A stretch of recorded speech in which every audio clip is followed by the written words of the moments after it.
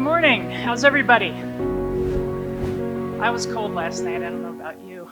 Very grateful for the water bottle. I hope everyone got one. So what I wanted to do this morning is actually address what I think are some of the key questions that most people have about what nonviolence actually is and whether it succeeds.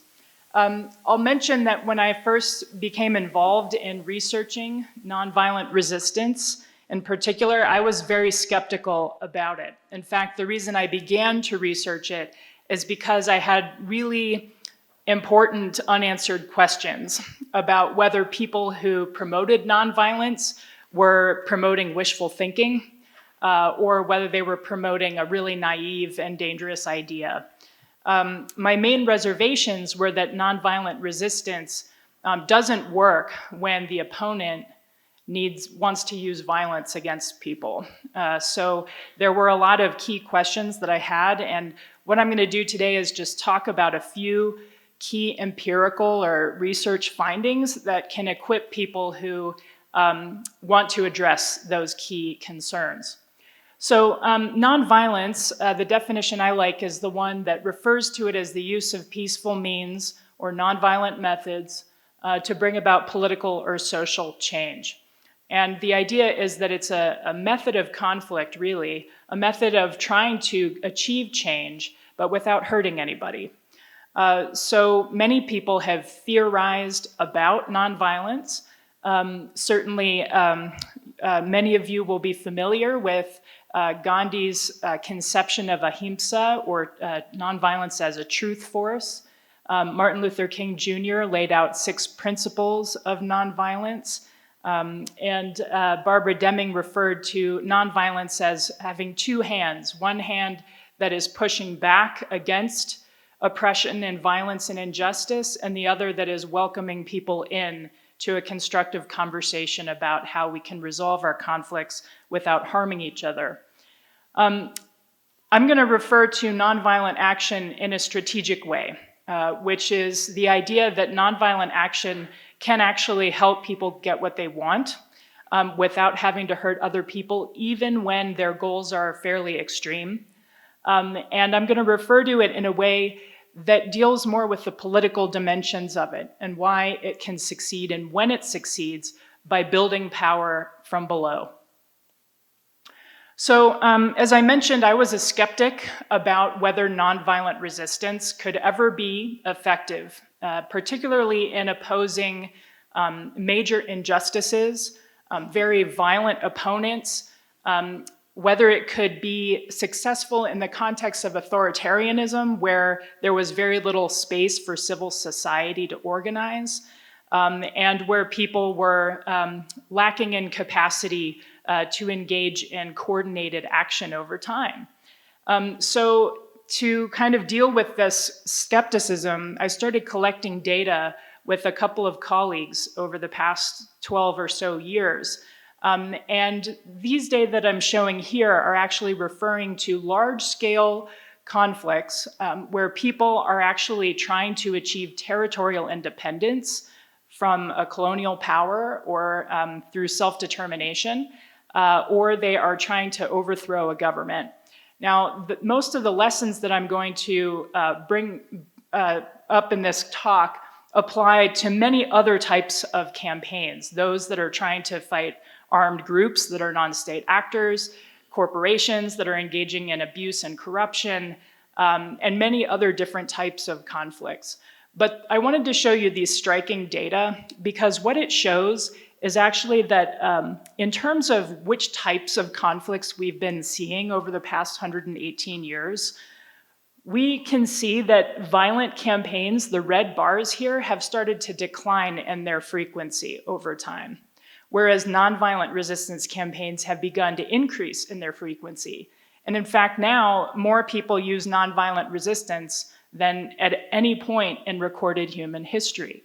So that is at least one indicator that people see promise in nonviolent resistance, even in these very extreme contexts. So what can we learn from these data about these different mass movements that have been setting on around the world? There are 4 key lessons that I want to draw out that, like I said, apply to many different types of movements. The first is that nonviolent resistance tends to work when the movements promoting it can build and sustain very large-scale and diverse participation. The video before mentioned that 3.5% to 5% rule, which, at least in the data that I'm presenting here, is the kind of guaranteed threshold of success, meaning that every movement that mobilized 3.5% of its population in the country had succeeded in the end. One of the things that's really important to take away, though, is that the movements that surpass that threshold tend to be nonviolent. More people are willing to engage in nonviolent resistance than armed resistance. The second thing that nonviolent campaigns tend to do when they succeed is they begin to pull away people who were loyal to the opponent. So for example, they will begin to impact security forces if the opponent is a government, or they will begin to impact shareholders and members of the board if their opponent is a corporation, or they will begin to impact recruits or weapons providers or financiers if the opponent is a non-state armed group, etc. The third thing they tend to do is they maintain discipline and stick to their plan regardless of whether repression begins to escalate against them. And then finally, they use and innovate a number of different nonviolent methods. So they don't just stick to things like protest or mass demonstrations, but they start to innovate into things like strikes or boycotts or stayaways. They maneuver rather than just always showing up in the same place and doing the same thing over and over again. So as I mentioned, participation, very large-scale participation, is one of the key factors in explaining whether or not a movement succeeds. In terms of trying to understand when movements succeed, we can use the physical analogy of momentum to try to get at this question. So in physics, momentum is mass times velocity.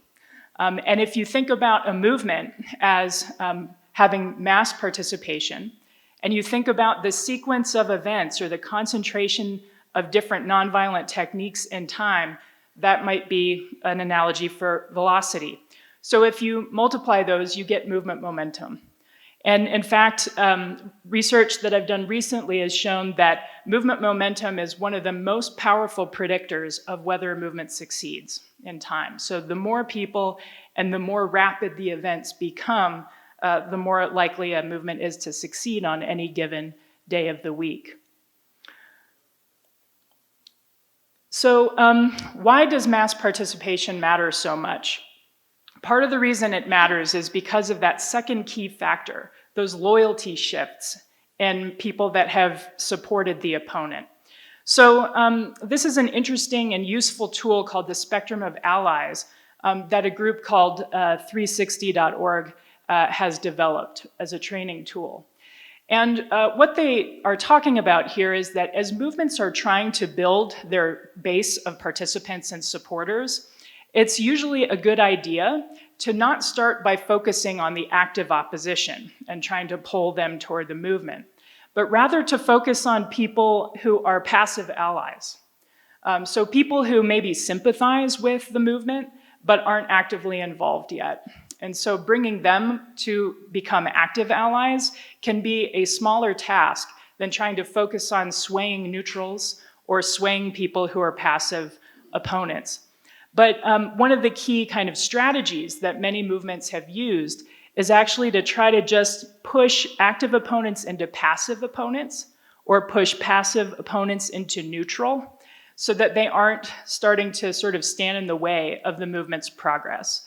So to give you a concrete example of this, in 2000, there was a mass movement in Serbia that was trying to protest fraudulent elections that had brought Slobodan Milosevic to power again. And hundreds of thousands of people came to Belgrade in a mass demonstration to protest against this. The reason they knew the elections were fraudulent is that the movement had organized a very effective election monitoring campaign. So they had lots of independent information about vote returns and knew that the national announcement of the winner was fraudulent. So they called on people to come to Belgrade, and many people assembled in the Parliament Square there to demand that Milosevic respect the election results. So lots of different police and military were sent out to suppress the movement. And while at the beginning they just stood guard, they did get an order at a certain point to fire live ammunition on the crowd. And what happened when that order came down is that many of the police started looking at each other, and they didn't actually fire on the crowd. And then when the activists realized that they weren't going to obey the order, which they had heard because they'd stolen a radio, they just walked right into the parliament, and the police didn't stop them. So Slobodan Milosevic had to leave out the back door and flew away on a helicopter, claiming he was retiring to spend more time with his grandson. So when people went to interview those police after the fact, they said very instructive things like, I didn't fire into the crowd because I thought I saw my child there, or I thought I saw my neighbor's child, or I thought I saw somebody that has sold me alcohol at a discount on Saturdays, and I was afraid that he would die. And so what we hear is we hear very personal reasons, but that speak directly to why it's so important to build these large and diverse coalitions before the mobilization happens. In a society like Serbia, these activists knew that many of the police were conscripts, that they came from local villages, that they knew people, and that when the key moment happened, they wouldn't be willing to engage in the repression. So, of course, this doesn't always happen. Of course, sometimes security forces, for one reason or another, are not the appropriate target for these types of campaigns. But recent research on armed non-state actors like rebel groups or terrorist groups suggests that similar processes often take place when those groups are embedded in local communities. We also know that research on corporate behavior also follows similar patterns, because corporations similarly have many different pillars of support, whether they're their economic base, their consumers, their shareholders, their investors. Every single opponent relies on different pillars of support that can be vulnerable to this political effect. So sometimes repression does happen. In fact, most of the cases that I study have many different instances of lethal repression against the movements. And in fact, some of the key principles of nonviolence suggest that repression is not only expected, but it is understood to be part of the process of transformation. Now, no one would suggest that it's a good idea to go out and provoke repression necessarily, but we do know that repression against nonviolent campaigns does not hurt them as much as repression against violent campaigns. In fact, nonviolent campaigns still are twice as likely to succeed, even in the face of repression, than violent campaigns. Why is that? The first thing is that once a movement is very large and has a very diverse participation, repression against them or violence against them can be very politically costly. It can lead to some of these defections in security forces who are unwilling to obey orders to crack down on unarmed civilians. It can lead to international outcries that begin to apply real costs on the perpetrators of the violence. And it can lead to lots of different unanticipated backlash against the perpetrator of the violence. The other thing is that repression is very difficult to sustain over time. This is because as movements grow in size, they also grow in innovation. They are much better at beginning to maneuver around repression when they can have a large number of people who would engage in methods that disperse people but still apply a large degree of disruption. So down in the left-hand corner here, you can see what social movement scholars refer to as a method of concentration. This is where large numbers of people come to a particular place and stay there and try to disrupt that way. But actually, it's not one of the most effective techniques in terms of disruption, because it becomes very normal and it becomes very easy to anticipate. In fact, in many contexts, it becomes easier to repress when you know that people are coming to a particular place and time. So there are also methods of dispersion. Dispersion is when people stay away from places that they're expected to go. So this is like a stay-at-home strike. Strikes can be one of the most powerful, if not the most powerful method of nonviolent action. They promote immediate and concrete economic costs on an opponent. And so they're very difficult to repress, yet very powerful. So all of these methods of nonviolent action carry with them different risks and different opportunities. Movements that succeed tend to plan their campaigns in ways that innovate along the way while also sequencing tactics so that when protesting becomes very dangerous, they find actors that can help them engage in strikes or other forms of non-cooperation that are less dangerous. I also mentioned that campaigns that maintain discipline and stick to their plan are much more likely to succeed than campaigns that begin to actually use arms themselves. So in the aggregate, we know that nonviolent campaigns without any armed actors involved in defending themselves are more likely to succeed than nonviolent campaigns where some people have started to use violence or attacking the police or attacking others as part of the campaign.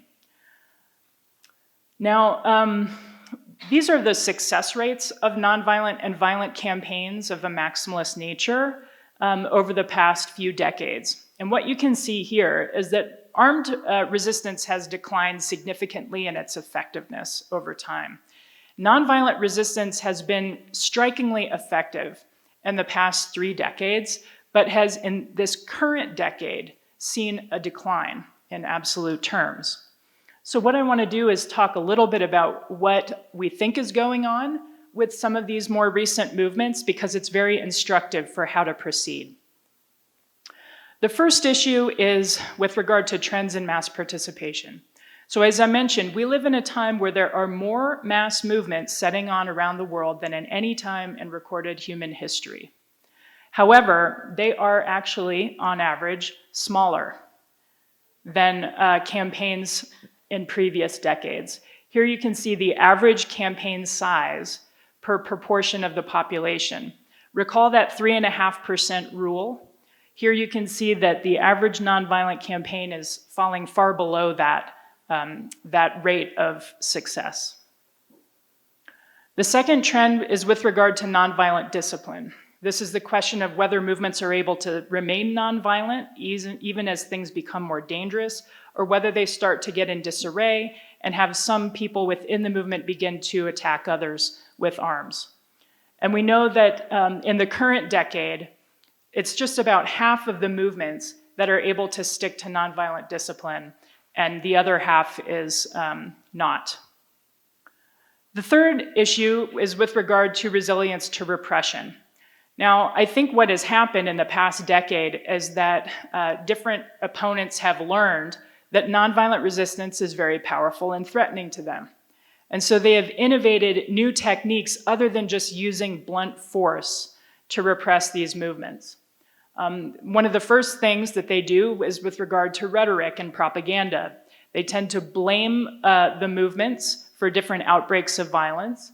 They tend to blame foreigners and outsiders and accuse movements of being foreign conspiracies. They also tend to mischaracterize nonviolent actors and dissidents as terrorists or coup plotters or any other number of pejorative terms that are meant to delegitimize the movement. They tend to co-opt different members of the opposition, and they tend to pay off their inner entourage to prevent them from changing sides. They also have started to counter-mobilize their own quote-unquote nonviolent supporters, so that there's almost always a counter-protest anytime there is a protest. They tend to try to arrest or detain key leaders in nonviolent movements and isolate them so that they cannot organize effectively. And they use a number of different techniques to surveil nonviolent activists, to censor out information that is true, and to spin different clashes between police or other armed actors as the fault of the nonviolent organizers. So if these sound familiar, it's because they're a pattern, and they're a pattern because they are actually promoted and discussed among different authoritarian regimes today. We know from different notes that come out of meetings between different bilateral and multilateral meetings of different authoritarian regimes that they're actually sharing this knowledge and trying to learn collectively how to suppress nonviolent dissent. In terms of tactical innovation and flexibility, it does seem like people tend to go straight to protest and demonstrations, or different types of symbolic actions like vigils, and hope that those themselves are enough to bring about change, even though we know that protests and demonstrations are not necessarily the most effective methods of conflict. And then there's a question about whether movements today have the same capacity for long-term planning, training, and preparation. One of the key insights that comes from these data is that the average nonviolent campaign takes about 3 years to run its course, and that is once people have started to mobilize. So not very many mass movements today have a 3 to 5 year plan of what they're going to do and how they're going to conduct their campaign. Most campaigns are on the defensive and are trying to plan the next action rather than what they're trying to achieve and how they're going to get from here to there. Some critics have argued that this is a function of a digitally driven age of mobilization, where social media has allowed people to organize snap events like protests and demonstrations, but then has a number of unappreciated downsides. The first downside, of course, is that it's very easy to watch what people are doing when they're communicating on social media. So it facilitates government surveillance and exposes people to very precise forms of repression that were hard to do before. The second thing is that it often gives away information about a movement's plans and membership that it ought to protect and keep private. The second thing is that social media-driven movements do allow for mass mobilization in the short term, but don't necessarily facilitate active conversation and conflict resolution that arrives within a movement to build trust and to build capacity for long-term strategic planning and organizing. The third problem with it is that it tends to spread kind of misinformation about what makes nonviolent movements work.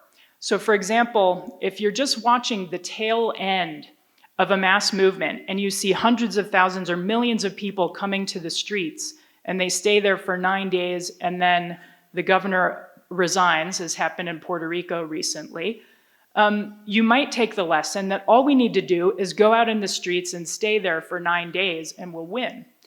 But actually, it doesn't allow us to see all of the years or even decades of organizing and planning that made these types of mass mobilizations possible and effective.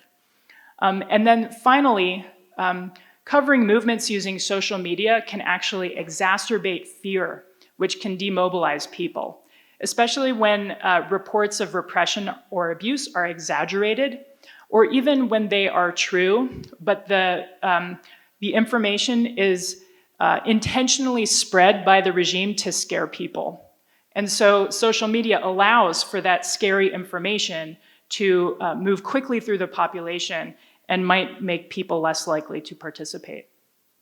Now, it is true that many times nonviolent resistance fails, but the key question for people who are trying to create political and social change is the question of what are our alternatives? So one alternative that is used by many people is armed struggle. And in the campaigns that I've studied, we've tried to assess what the costs are for using armed struggle compared to nonviolent resistance on a number of key long-term outcomes. The first is with regard to mass atrocities. And what we know is that nonviolent resistance tends to elicit far fewer mass atrocities and mass killings than armed insurgency.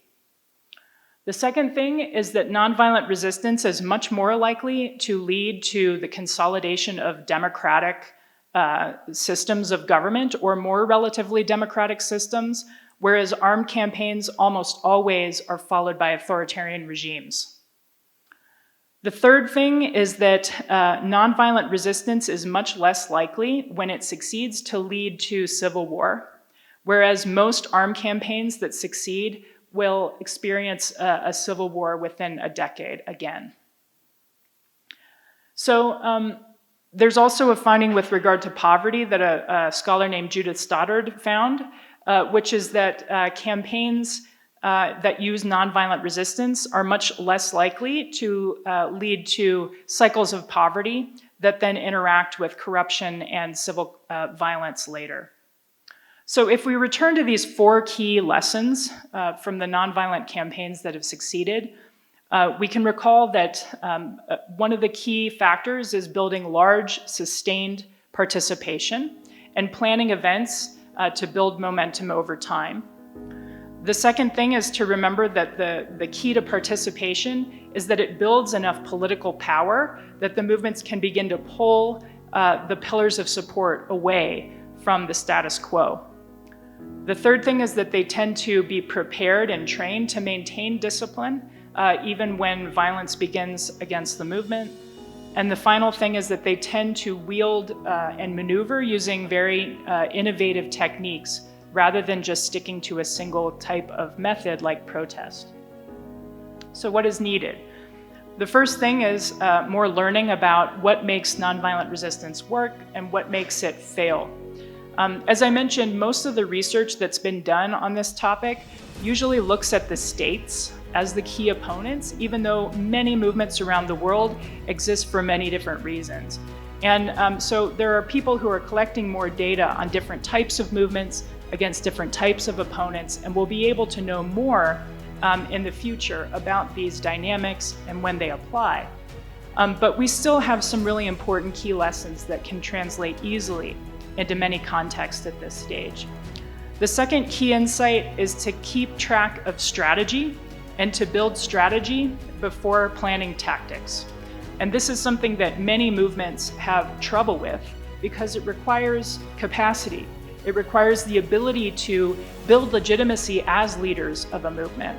And it requires the ability to bring people in and prepare them and train them for rapid mobilization.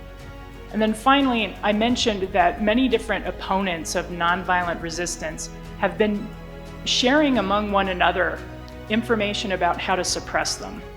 So what is needed also is a global movement like you, who is actually coordinating, sharing lessons, and standing in solidarity with one another against these new adaptations that are meant to actually remove the option of nonviolent resistance from people who are trying to seek justice and social and political change.